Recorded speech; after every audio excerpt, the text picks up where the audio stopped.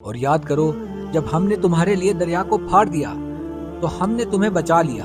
اور فرعونیوں کو تمہاری آنکھوں کے سامنے غرق کر دیا۔ اور یاد کرو جب ہم نے موسیٰ سے 40 راتوں کا وعدہ فرمایا، پھر اس کے پیچھے تم نے بچڑے کی پوجا شروع کر دی اور تم واقعی ظالم تھے۔ پھر اس کے بعد ہم نے تمہیں معافی عطا فرمائی تاکہ تم شکر ادا کرو۔ اور یاد کرو جب ہم نے موسیٰ کو کتاب عطا کی اور حق و باطل میں فرق کرنا تاکہ تم ہدایت پا جاؤ۔ اور یاد کرو جب موسیٰ نے اپنی قوم سے کہا، اے میری قوم، تم نے بچڑے کو معبود بنا کر اپنی جانوں پر ظلم کیا، لہٰذا اب اپنے پیدا کرنے والے کی بارگاہ میں توبہ کرو، یوں کہ تم اپنے لوگوں کو قتل کرو، یہ تمہارے پیدا کرنے والے کے نزدیک تمہارے لیے بہتر ہے، تو اس نے تمہاری توبہ قبول کی، بے شک وہی بہت توبہ قبول کرنے والا مہربان ہے۔ اور یاد کرو جب تم نے کہا، اے موسیٰ، ہم ہرگز تمہارا یقین نہ کریں گے جب تک اعلانیہ خدا کو نہ دیکھ لیں، تو تمہارے دیکھتے ہی دیکھتے تمہیں کڑک نے پکڑ لیا۔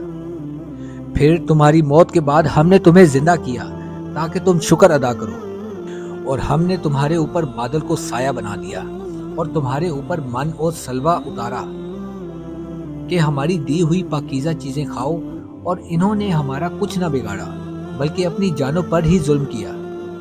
اور جب ہم نے انہیں کہا کہ اس شہر میں داخل ہو جاؤ، پھر اس میں جہاں چاہو بے روک ٹوک کھاؤ، اور دروازے میں سجدہ کرتے ہوئے داخل ہونا اور کہتے رہنا ہمارے گناہ معاف ہوں، ہم تمہاری خطائیں بخش دیں گے اور ان قریب ہم نیکی کرنے والوں کو اور زیادہ عطا فرمائیں گے۔ پھر ان ظالموں نے جو ان سے کہا گیا تھا اسے ایک دوسری بات سے بدل دیا، تو ہم نے آسمان سے ان ظالموں پر عذاب نازل کر دیا کیونکہ یہ نافرمانی کرتے رہے تھے۔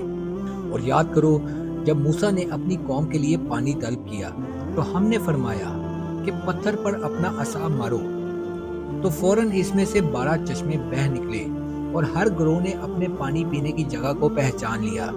اور ہم نے فرمایا کہ اللہ کا رزق کھاؤ اور پیو، اور زمین میں فساد نہ پھیلاتے پھرو۔